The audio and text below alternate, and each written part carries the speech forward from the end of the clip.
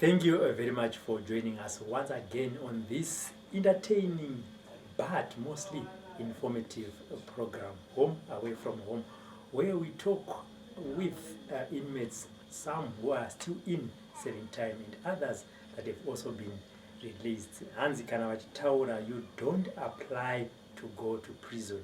There are various circumstances that you may find yourself in but end up at that place. Nasi tirikupi tati aiwaka mazuva apfuura tabvenge tichikupai nyaya dzemadzimai ari kumaximum chikurubi maximum prison, vachitipa nyaya dzakasiyana siyana kuti sei vakabatwa nemhosva zvakawanda munozvinzwira mega. Nhasi tati aiwa regai timbotaura nevamwe vatakaona kuchikurubi female prison kuti mbunzwa kuti chikonzero chakaita kuti vapedzisire vavemo ndechei, zvii zvavakasangana nazvo yavanoti experience kana uchinge wasungwa. Vabuda vakagamuchirwa sei nehama neshamwari? Isusu hapana zvatinoziva, asi ivo ndivo varidzi venyaya.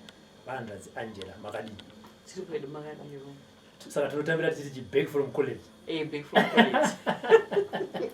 Handitika kwanga kuri sei kuchikurubi female prison? Kuchikurubi female kwakuri right. Kwakuri right. Hakuna dambudziko.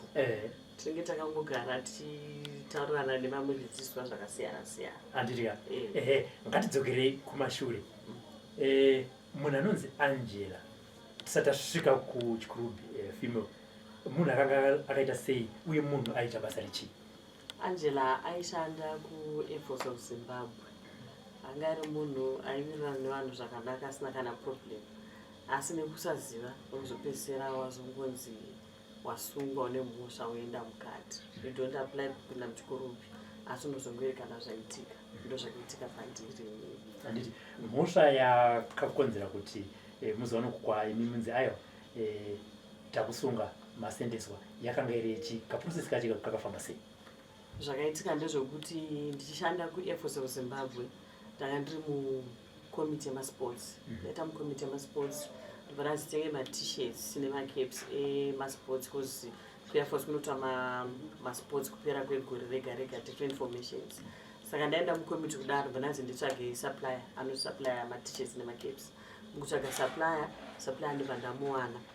Supplier ndobva ati, madha imimi kana ndikawana tenda yangu ikawina kubasa kwenyu, I'll give you something in return, kickback. Sezvamunoziva zvinongoitwa nemasupplier. Ndozvakaitika, ndosvawo tenda ndobva ita sei ndobva awana tenda yake, ndobva atondipawo something in return.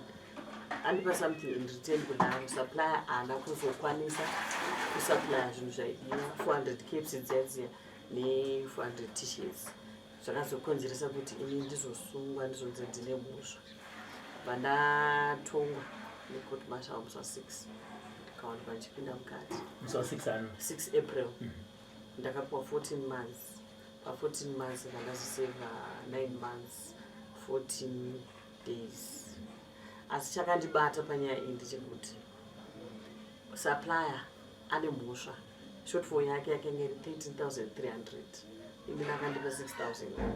Ofisi chero pakazovekwa pakakalkuletwa zvinhu zvese kuzoonekwa kuti ane mhosva kunyanya ndiani. Supplier ndiyakaonekwa ane mhosva, asi inini ndindakazonzi ndipinde mukati nekuti ini akandipa 6,000 RTGS. Yakonvertwa mari yakazongoonekwa iri $40.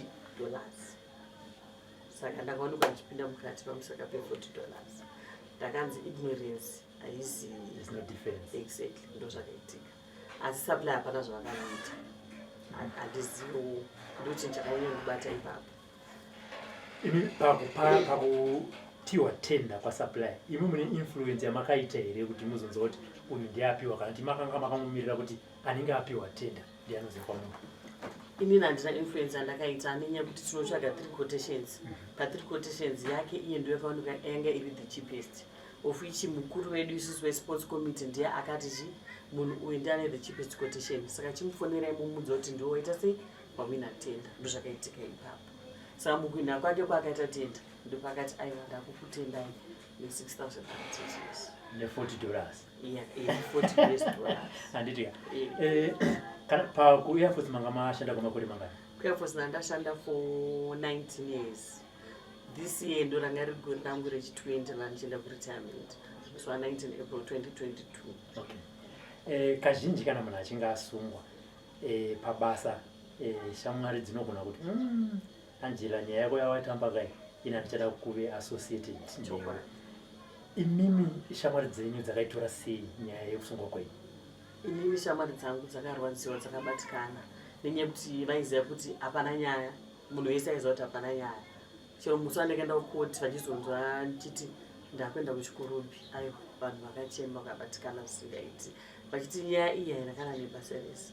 Shamwari dzangu inini personally dzakarwadziwa zvokuti pandakaenda kuchikurubi, it was on a Monday musi wa6, Tuesday aiwa vanhu vakatevera kuchikurubi vachichema ndandakuseri kwefensi ndatopfeka uniform yeyellow iya. Asi nenyaya yekuti ndandichiri mushoka pavaya kuzondiona ndakangogara zvangu ndakadai so ndakavatarisa ivo kuseri kwefensi kwakwa vamwe vachichema. Asi inini handakwanisa kuchema kuti nenyaya yekuti ndanga ndichingori mushoko kuti zveshuwa here ndini ndapinda muchikurubi. Ndaingoramba ndakagara kuseri kwefensi kwakwa ivo vachimochema vari kusei. Shamwari dzangu hadzavambondirasa dzikaramba dzichiuya kusvika ndibude musi wa14 January. Shoko inonzouya kazhinji munhu usina kutarisira kuti aiwa inini ndine mhosva. Handiti kubva pamakanzi nyaya yenyu yakuenda kukoti yakatora nguva yakareba zvakaita sei muchikuti ini ndofunga zvekubosi handina mhosva? Mutongo wamaitarisira wanga uri mutongo wakaita sei? Nyaya yangu yakatora almost 2 years nenyaya yekuti nyaya yanga isina uremu hwekuti ndinganzi ndingapinde muchikurubi because mapepa acho aitorwa mafiles achienda kunonzi kuDLS kunorepresenta vanhu veMinistry of Defence ndokwayaienda. Saka file rangu raiti rikaenda ikoko raidzoswa achinzi hapana nyaya. Hapana nyaya because nyaya iyi it's very simple and straightforward. Munhu ane mhosva chaiye muri kumuziva ndesupplier musivilian ndiane nyaya because mwada kucalculata 6,000 yakapiwa haienderani nezvinhu zvatiri kutaura zvakashota zve13,300. Asi still someone chose to kuita a blind eye panyaya iyoyo akangoti inini ndine mhosva ndo zvakaitika dzimara ndazopinda mukati. Pamakazotongwa muri mudhoko makupiwa makore amakapiwa makazvirisivha sei? Ndikuziva kuti manga muri mushoko makazvirisivha sei izvozvo? After imagine kuti after 2 years nyaya yechingoenda mapepa achingoenda zvokuti manhu akafunga kuti ndofunga yasvika pakuti yakuchiraswa manje, then wobva wazongonzi ga wakubuda nedhoo rimwe risiri iro rimwe rekuseri rimwe reri. Ndakapinda mushoka ndomunyepa I was stunned because ndasingafungiri kuti nyaya iyi ingandipinze mukati. Ndo zvakaitika. Mafero colleagues angu vagara mumashure pandakatongwa ndo vakatochema. Inanda kuchema even up to today. Asi andadonedza musodzi nenyaya iyoyo. Ndongoti handizivi kuti chii chakaitika day iroro even nanhasi. Asi ndotenda Mwari kuti I pulled through zvakaita. Madzimai akawanda anowanzoti kana asendenswa maprisons akasiyana siyana varume kana kuti hama dzepedyo dzinovarasa. Kwamuri imimi vanhu dzeAngela zvanga zvakamira sei? Kwandiri inini handidi kunyepa. Support yese ndakanga ndinayo kubva kumurume wangu, baba vangu namai vangu, chero kuma-in-laws angu vese vakazvitambira because vaiziva kuti pane case iripo asi chazosvika pakuzotongwa. Saka pandakazopinda mukati, of course vazhinji vakabatikana nazvo handidi kunyepa. Samai vangu inini she is diabetic. Zvakatorera 2 months kuti vaya kuzondiona kuchikurubi. Vauya kuchikurubi kwacho patakatarisana aiwa vakachema zvisingaiti. Vakachema mai vangu kusvika ndaziva kuti kana mapedza shungu tozochitanga kutaura. Ndo zvakaitika. Asi nenyaya yekuti havana kutotambira kuti ndapinda muchikurubi shuga yavo yakakwira zvisingaiti zvokuti zvinhu zvacho ndaihaidirwa kunze ndisaudzwa ndizvo mama vapinda muchipatara shuga yavo yakwira. Asi after 2 months idzodzo vazozvitambira zveshuwa kuti ndirimo mukati vanhu vazondiona vaya vazondiona. Baba vangu vakazondiona akati munhu akatozvisimbirwa uyu kunetsekana nei. Ndipo vakazotanga kuzozvitambira kuti aiwa Angela ari right, she's fine.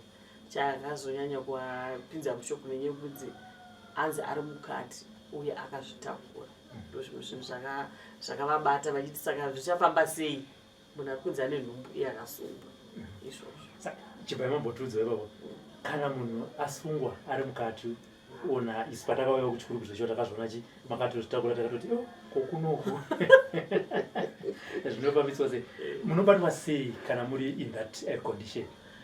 ukapinda muchikurubhi une nhumbu zvakangofanana nekunge ungori kupa kwenyu because ANC unotoenda maskani ese unotoenda and they make sure kuti hauna BP yako iri normal here kana uchichekwa BP unochekwa BP yako everyday makuseni manesi anotoya kuti vese vane nhumbu yai zvakamira sei hamusi kurwara here wotobhukirwa kuenda parirenyatwa ndokwatoenda for ANC parirenyatwa ndokwatoita maskani vana chiremba ndochongoti tarisa like munhu atongori panze chinozonetsa nje kuti wasvika kuparirenyatwa vanhu zvinowaita confusion manje yekuti ko uyu munhu uyu ari kuuya ane magadhi zviri kufamba sei akazvitakura asi vanozozvisa kuti okay munhu uyu inmate vamwe kwanga vasingatozivi kusika vakapfeka jezi red and white neuniform yako iyelo vamwe vatobvunza kuti ikoleji yekupi iyi ozonzati aiwa munhu uyu chimu inmate saka vamwe zvotoashambisa manje kuti kana munhu akasungwa ane maprivileges ese aya ekuenda kuchipatara nemedication anokwanisa kuiwana izvese zvozvonozvana hapana kana problem zvese zviri right muri imomo muchikurubhi mwana akazvarirwa ikoko here kana kuti akaita sei nekuti mwedzi yamutoona kuti makaitongerwa nemwedzi yenhumbuka ndezvemukati imomo zvinoitikira mukati imomo zvakafamba sei ipapo zvinoitika kuti kuri kune chekuti kana nhumbu ikarwadza ana mbuya nesi vanogara kutoza kuti munhu ava juu saka kana uri weelectric scissor like inini ndandakatobhukirwa already date rangu parakasvika ndakatoenda kuchipatara kuti ndimirire for cesareans yangu ikoko asi kana usiri wesizar pane vana mbuya ve-night vaya veusiku vanotogara vachiya pawindo achitonoka ukungonza contraction please shedzirai muti udzi so that kuti ambulance inogara iri pastandby ambuya anenge ari pastandby kutobva takurobva endo vanekuparirenyatwa ndo zvinoitika muchikurumbi kana muri mukati zvakare vazhinji takaona kuti patakayeko mwangadzidziswa zvekuchengeta huku tsuro kusona kuita mabasa akasiyana-siyana ndakatoona senge koleta handi munomuziya akutogadzira mabhegi akanaka aitotochi ndoda kuti ndikaona rubatsiro pane here some of the skills that you also learn when you're inside the prison indangu ndakadzidzira kusona ndaiswerawo ndichisona ndakatanga ndichibatanidza panenge pabvaruka paipaya asi kazopedzisira tatodzidziswa kukata iyi pattern yacho yemauniform edaya mauniform yamunoona akasonwa akapfekwa nevasungwa vasungwa ndivanosona saka vanosona vaya ndivanosona mauniform aya saka ndakadzidzira kusona. You also talked about the shock after you were sentenced. How did this affect you? Kuti wapawanga uchiliva ka normal life kako uchiita ABCD shock ye ma inside maigara sei? How did you manage it? Inini shock yakakonzeresa kuti ndite memory loss. Pandakapinda mukati paunozomba kubvunzwa kunzi tipe nhamba dzemarelatives ako pavanotunyorera paprofile yako ndaikanganwa nhamba pamwe ndaikwanisa kugumira kuti 071 kuti ndizoziva kumberi ndanga ndisazivi madates of birth evana ndakabvunzwa nzi vana vakazvarwa rini kutarana nhasi handitozivi kuti vana vakazvarwa rini ndakaita memory loss kutadza kuziva ndaitozoti kune vekurihabhu vafone ndibvunzirewo kuti vana vakazvarwa rini zvimwe zvinhu zvakutanga kudzoka mbichana ikonozvi nekubuda kwandakazoita ndo chinhu chakandiafekta pandakapinda muchikurumbi. Timbodzokera kumwana zvishoma isitoziva kuti mwana akazvarwa tiri pano panze vanhu vanouya nemapresence ka makorokoto ajera makorokoto muzukuru auya zvine manga muri mukati makorokoto akauya seiko?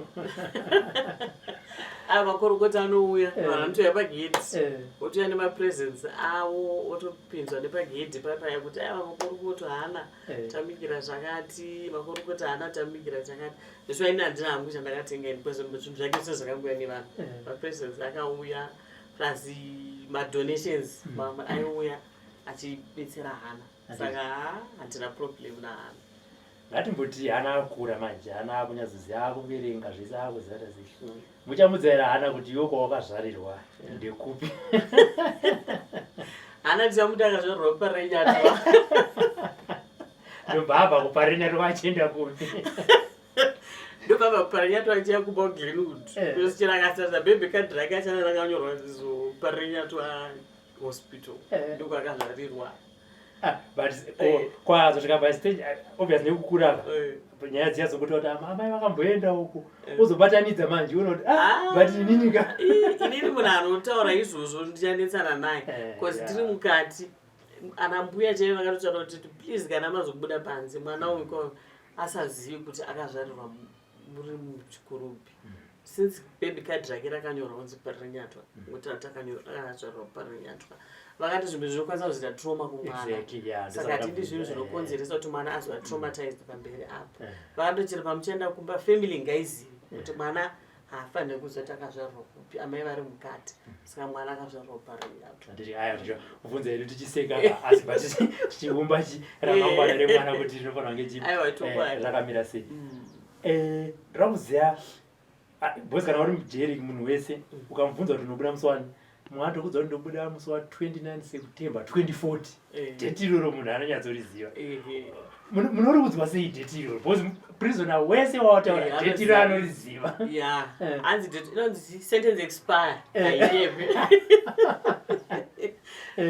amnesty inotonyepa but sentence expire ainyepi musi waunosvika kuchikurubi vanotocalculate madays ako kuti izvo panoita interview naofficer in charge anobva kuudza kuti iwo uchasevha time yakati takubvisira mamonths akati saka last date of service yako imusi wakati unogara watoudzwa saka vanozonzika muyadhi membe wapfeka yeloka unotenda kuitoza kuti ndikubuda date rakati saka pese panomuka makuseni unongoitocalculate uchiti nhasi kana ndanga ndakapiwa 2 years ngozati nhasi mwedzi yakatodai yakadai vamwe takatotisa makalenda tatakaisa makalenda ekuti unongochitocheka kuti right mwedzi watopfuura mwedzi watopfuura aiwa mazuva anenge achifamba handi yekulast week the last 5 days yes muri mufemale prison muchazoziva kuti iro date rangu rasvika take me through how are you feeling kwasara 2 kwasara 3 2 1 unenge uchifila sei ndaimuka kuseni kwega kwega ndichicheka ndatire kalenda yona ndakaramirwa madzuva saka ndaimuka kuseni kwega ndichicheka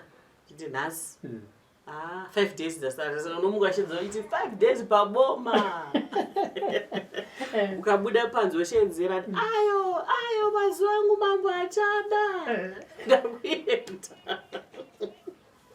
kana kuimba kambo kataimba kuti zokumba ndo yako kumba here ndo yako anongoti ndofara kuti zveshuwa ini ndini here ini ndakubuda handicharara nafo kuroku ndini saka ngusazvibhelieve but unoziva kuti zveshuwa ndapadhuze kuenda kumba freedom ndakubuda gate then musi wacho makazonzi richivhurwa so muchitarisa muchikurupi ayo ndakafara zvisikaiti ndichiti zveshuwa ndiani akauya ipapo ndasiyana nazvo inini kwakauya ndingati motikari dzakaona dzakasungirwa mabharuma dzakanamirwa picture yangu welcome home freedom yava yako chichi chero mainmates mama akashambisa kati maana dhime vatsiwa nevanhu vese akawanda kadai so ndikati pana ndiri panze kani ndanditori chimama ndairirawo kapana ndiri panze saka vana vakufarirawo kuti mamba akuuya freedom yauya yangu inini saka aiwa zvaka ndaifara ndikuyepo asi vamwe ndakasiya vachichema bosi kana magara mukati memoya mune maita ukama kamunenge munako saka umwe wake amwe akaziva kuti ningirina wangu akuenda asara achichema kuti saka ndasara ndega ini ndichaita sei because mune vamwe mafriends maita ka sort of family like saka mwe kana akuenda mwasara achichema uzongoti aiwa tondiwa sentence expire nyepi unoenda kumba mambotaura kuti this year ndomamamuchidza 20 years muri Air Force mubva retire saka 19 years muri muuniform pamakasentenswa did you get any benefits from this 19 years that you served? aiwa andina ndakanzi discharge with ignominy ndakadischarge wachenzi hapana chandichawana ndozvakaitika because this year 19 April 2022 ndopanofanira kunge ndiri pensionable ndichienda kupension unfortunately ndakabva ndasentenswa ndine 19 years this year April ndifanira pane chibuda saka hapana handakanasendera ndiri kuwana ndakangobvawo ndichingozvifambirawo ndingori anjera ndozvakaitika pane machances here to appeal not for the sentence but to get your benefits especially pension? I don't know, I wouldn't know. Plus nemadzingiro andakaitwa acho zvimwe zvacho unoona kuti chero kada kuzviita pesuru it's pointless. Zviri weightless dzimwe nguva saka kusiyana nazvo zvakadaro zvetinayo. Now that you are out, Angela, what is it that you want to do to pick up your PCs? You know, so Air Force, as you've said, would even it's a waste of time because the way that you were discharged and you were also sentenced. What is it that now you want to do? Because you're 41, it's very young. You know, life begins at 40. Yeah, exactly. So what is it that you want to do so that someone who is watching and listening out there and say, let me assist this woman?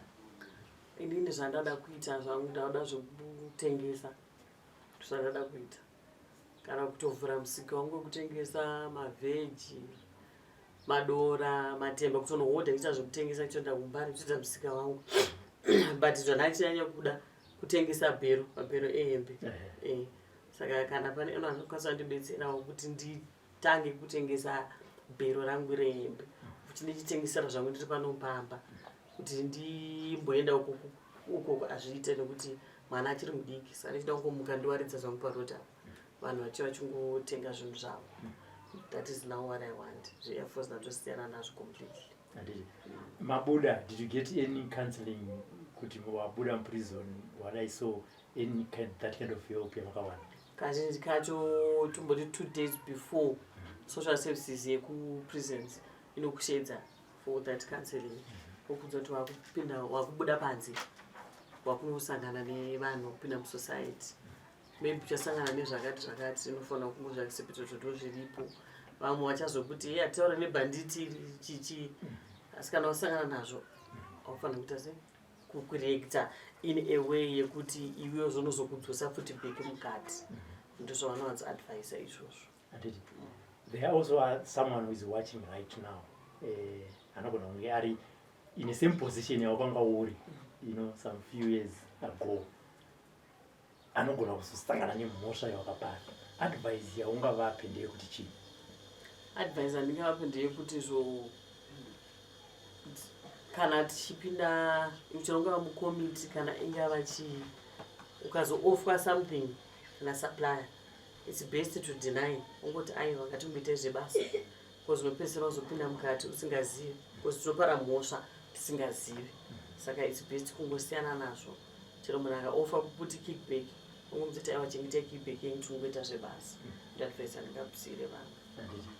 My friends, makaita vokampati ndamonza kuti mota ndodzakauya pakaswetwa pati here pano pamba. Aiwa pati yakaitwa kutungisa uko. Hama neshamwari dzakauya tikafara kuti mama vawana freedom yavo ndozvakaitika. I know you have friends that have supported you, you know, for the past months that you were in incarceration. And vamwe vacho pamwe vasati vambokwanisa kana kuvaona kana nizogara navo pasi kwenguva yakareba.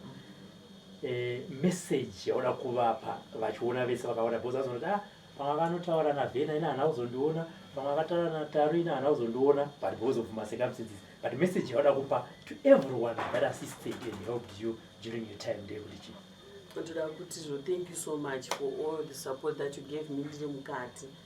Of course zvavanetsa kuti apinda mukati achabuda akaita sei, but vakazoshandisa vacho ndakatozvisimbirwa zvese zviri correct. Saka ndakuvatenda ndirutsigiro rwakandipa because vamwe vaifona, vamwe vachitumira mari kuti ndibetserekane ndiri mukati tichitengerwa zvimwe zvinhu like mapiritsi aiuya nenyaya yekuti ndiri diabetic. Saka vanhu vaibetsera vachinditengera mapiritsi angu nezvokutesitesa shuga. Ndoda kuvatenga nezvavakandiitira. Chero hembe dzeChristmas vana vamwe vanhu vakatumira hembe dzeChristmas kuti mwana apfeke. Ndoda kuvatenda neizvozvo. There you heard it, viewers. Hanzi kujeri kune kaslogan kavanoita sekuti hanzi yakatambika jeri rinopera. As you have heard it from Angela, yakatambika jeri rikapera. This is the program Home Away from Home. Join us in another informative program. For now, bye-bye. Yakatambika! Jeri!